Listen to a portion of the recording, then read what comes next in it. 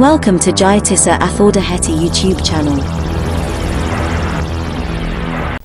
Hello and I welcome you all to my YouTube channel. අයිබෝවන් මම ඔබ සැම මගේ YouTube channel එකට සාදරයෙන් පිළිගන්නවා. හොඳයි. අද දවසේදී අපි තවත් idioms කීපයක් ඉගෙන ගන්න යන්නේ. ඔබට මතක ඇති පසුගිය පාඩමේදී අපි ඉගෙන ගත්තා I idioms. ඇස සම්බන්ධ කරගෙන යෙදෙන සම්ප්‍රදායානුකූල යෙදුම් කීපයක්. ඉතින් අද ඉඳලා අපි කතා කරන්න යන්නේ nose idioms. මේ ශරීරයේ කොටස් අපි විවිධ අවස්ථාවලදී සම්ප්‍රදායානුකූල යෙදුම් වලට භාවිත කරනවා. අද දවසේදී අපි කතා කරන්න යන්නේ nose idioms. අපි බලමු nose idioms ටිකකුත් ඉගෙන ගන්න එහෙමනම්. පළවෙනි එක බලන්න. With a good nose. With a good nose කියන්නේ හොඳ නහයක් තිබෙන. ඇත්තට මේකේ අදහස හොඳ ඉවක් තිබෙන කියන එකයි. With a good nose කියන්නේ හොඳ ඉවක් තිබෙන කියන එක. ඉතින් අපි වෙනද වගේ මේකත් වාක්‍යයක යොදලා ඒ යෙදෙන ආකාරය පිළිබඳව ඉගෙන ගන්න උත්සාහ කරමු. With a good nose හොඳ ඉවක් තියෙන කියන එකයි. This dog is good at hunting and it has got a good nose too. This dog is good at hunting and it has got a good nose too.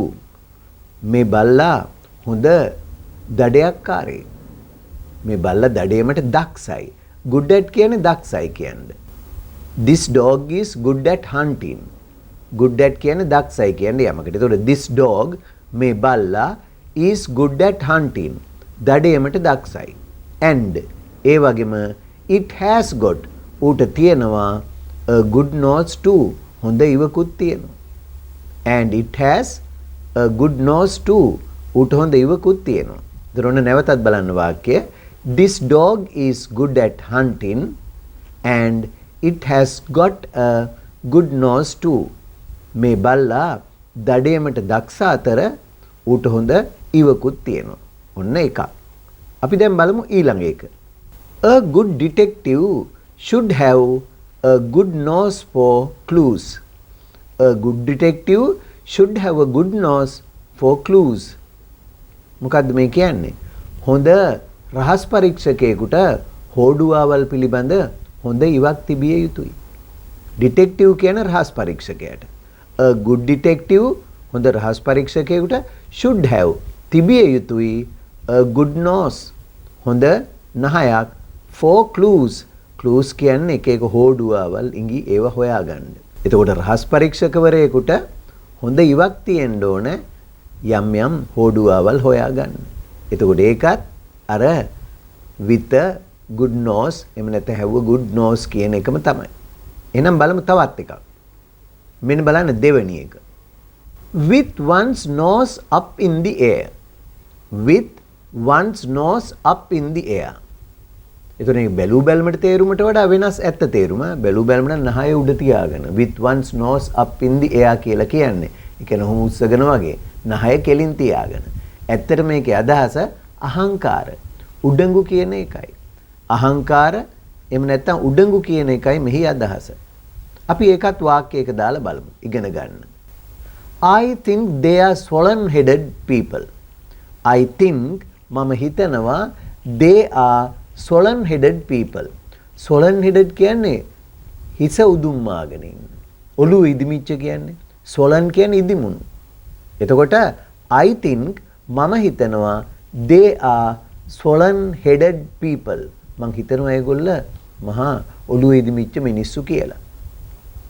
That is why they move about with their nose up in the air. That is why කියන්නේ ඒක නිසා තමයි they move about with their noses up in the air. That is why they move about with their noses up in the air. ඒකයි ඒගොල්ලෝ මහා උඩඟු විදිහට ඇවිදින්නේ එහෙම. නහය උඩ තියාගෙන ඇවිදින්නේ ඒකයි. නහය කෙලින් තියාගෙන ඉන්නේ කියන්නේ උඩ බලාගෙන යන්නේ. එතකොට නැවතත් බලන්නකෝ වාක්‍යය. With one's nose up in the air. With one's nose up in the air කියන්නේ නහය කෙලින් තියාගෙන. එහෙම නැත්නම් අහංකාර උඩඟු කියන එක. ඔන්න වාක්‍ය බලන්න නැවතත්. I think they are swollen-headed people. That's why they move about with their noses up in the air. මං හිතන්නේ ඒගොල්ල ඔළුව ඉදිමිච්චු මිනිස්සු කියලා. ඒ හින්දා තමයි ඒගොල්ල එහාට මෙහාට යනකොට නහය කෙලින් තියාගෙන ඉන්නේ. ඒ උඩම් කොමින් වගේ යන්නේ ඒකයි. ඔන්න එහෙනම් ඒකත් මතක තියාගන්න. අපි යමු තවත් එකකට. To nose round. To nose round. To nose round කියන්නේ උනන්දුවෙන් යමක් සොයනවා. To nose round. උනන්දුවෙන් යමක් හොයනවා. මොකද්ද කියන්නේ? To nose round. උනන්දුවෙන් යමක් සොයනවට to nose round කියලා කියනවා. අපි ඒකටත් වාක්‍යයක් ගමු. මේ බලන්න. He was nosing around the room for some time. He was nosing around the room for some time. He was nosing around the room for some time and he found what he was looking for. ඔහු කාමරේ අවට උනන්දුවෙන් ටික වෙලාවක් සොයමින් හිටිය අතර ඔහු හොයපු දේ කාමරයෙන් හම්බ වුණා. ඔහු සොයමින් සිටි දේ හම්බ වුණා. He was nosing around the room for some time and found what he was looking for. Look for කියන්නේ හොයනවට. And found what he was looking for. He was nosing around the room for some time and he found what he was looking for. ඔහු කාමරේ අවට උනන්දුවෙන් ටික වෙලාවක් සොයමින් සිටි අතර ඔහු හොයපු දේ ඔහුට හම්බ වුණා. He found what he was looking for. හොඳයි. අපි ගමු තවත් idiom එකක්. To lead somebody by the nose. To lead somebody by the nose. To lead somebody by the nose කියන්නේ කෙනෙක් Tamanට අවශ්‍ය ආකාරයට හසුරුවා ගන්නවා.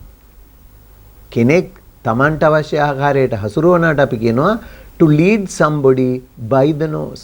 To lead somebody by the nose. මොකක්ද අර්ථය?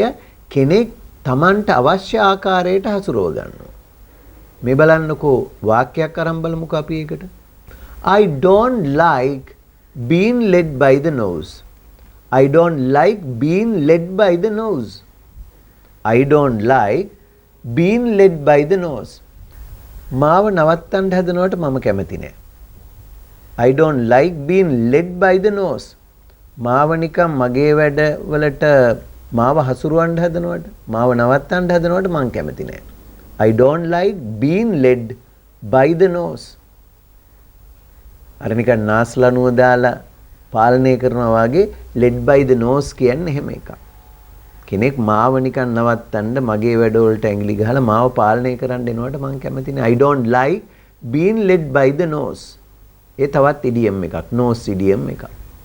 ඊළඟ ගමු. To poke one's nose into somebody's affairs. To poke one's nose into somebody's affairs. To poke your nose into my affairs. A වෙනික don't poke your nose into my affairs. ඔය නිකන් මගේ වට හොට දාන්න දෙන්න එපා කියලා වගේ කියන්නේ. එතකොට to poke one's nose into somebody's affairs කියලා කියන්නේ වෙන කෙනෙකුගේ දේවල් වලට ඇඟිලි ගහනවට. To poke one's nose into somebody's affairs කියන්නේ කෙනෙක් වෙන කෙනෙකුගේ දේවල් වලට වැඩ කටයුතු වලට ඇඟිලි ගහනවට. අපි ඒකත් වාක්‍යයක දාලා බලමු. මේ බලන්න. Why do you poke your nose into my affairs? Why do you poke your nose into my affairs? ඇයි ඔයා මගේ දේවල් වලට ඇඟිලි ගහන්නේ? Why do you poke your nose into my affairs? ඇයි ඔයා මගේ වැඩවලට ඇඟිලි ගහන්නේ? මගේ වැඩ කටයුතු වලට ඇඟිලි ගහන්නේ ඇයි? Why do you poke your nose into my affairs? ඉතින් මේ වගේ මේ idioms හොඳින් මතක තියාගන්න. කෙනෙක් එහෙම කියද්දි අපිට තේරුම් ගන්න ඕන වෙනවනේ. ඉතින් ඉංග්‍රීසි කතා කරද්දි ගොඩක් වෙලාවට idioms භාවිත වෙනවා. ඒකයි ඔබට මේ idioms ටිකක් උගන්වන්න මම තීරණය කළේ. අද දවසේ අපි කතා කරන්නේ nose idioms. නාසය සම්බන්ධ කරගත්තු සම්ප්‍රදාය අනුකූල යෙදුම්. එහෙනම් ආයෙත් බලමු වාක්‍යය. Why do you poke your nose into my affairs? ඇයි ඔයා මගේ වැඩ කටයුතු වලට ඇඟිලි ගහන්නේ? Why do you poke your nose into my affairs? ඇයි ඔයා මගේ වැඩ වලට ඇඟිලි ගහන්නේ? හොට දාන්න දෙන්නේ. අන්න ඒ වගේත් කියන්නේ අපි කතා කරද්දී. හොඳයි. ඊළඟ එක බලමු. To blow one's nose. To blow one's nose. ඇත්තටම blow one's nose කියන්නේ නහය සූරනවා. හොටු සූරනවා වගේ කියන්නේ blow one's nose. Why don't you go out and blow your nose? මෙතන උඩට ඇදලා ඉන්නේ why don't you go out and blow your nose? ඔයා එළියට ගිහිල්ලා නහය සූරලා එන්නකෝ. මොකද ඔයා එළියට ගිහිල්ලා නහය සූරලා එන්නේ නැත්තේ? Why don't you go out and blow your nose? එහෙනම් blow your nose කියන්නේ නහය සූරනවා. සූරනවා කියන්නේ අර කසනවා ස්ක්‍රැච් කියන එක නෙමෙයි. නහය සොටු තියෙනවා සූරලා දානවට කියනවා why don't you go out and blow your nose? අපි ගමු තවත් එකක්. pay through the nose. pay through the nose කියන්නේ වැඩියෙන් ගෙවනවා. ගිනි ගණන් ගෙවනවා. pay through the nose කියන්නේ වැඩියෙන් ගෙවනවා. එහෙම නැත්නම් ගිනි ගණන් ගෙවනවා. pay through the nose. වැඩියෙන් ගෙවනවා. එහෙම නැත්නම් ගිනි ගණන් ගෙවනවා කියලා කියන්නේ pay through the nose. pay through the nose. වැඩියෙන් ගෙවනවා. එහෙනම් බලමු ඒකත් වාක්‍යයක දාලා. During our holiday in India, we had to pay through our nose for the meals. During our holiday in India, we had to pay through our nose for the meals. During our holiday in India, we had to pay through our nose for the meals. අපි ඉන්දියාවේ නිවාඩුව ගත කරන කාලේ අපිට ගිනි ගණන් ගෙවන්න උනා කෑම වලට. During our holiday in India, we had to pay through our nose for the meals. අපිට කෑම වලට ගිනි ගවණන් ගෙවන්න සිද්ධ වුණා ඉන්දියාවේ නිවාඩුව ගත කරද්දී. ඔන්න එහෙමනම් අද දවසේ ඉගෙන ගත්තේ nose සම්බන්ධ idioms. ඒ කියන්නේ සම්ප්‍රදායානුකූල යෙදුම්. මේවා බොහෝ විට කතා බහේදී අවශ්‍ය වන නිසා හොඳින් මතක තියාගන්න උත්සාහ කරන්න. අපි තවත් මේ වගේ idioms කීපයකින් ඊළඟ පාඩමේදී හම්බෙමු. ඉතින් අද මේ සමුගන්නට මත්තෙන් මම ඔබට යලිත් මතක් කරනවා ඔබ තාමත් මගේ channel එකට subscribe කරලා නැත්නම් අදම subscribe කරන්න.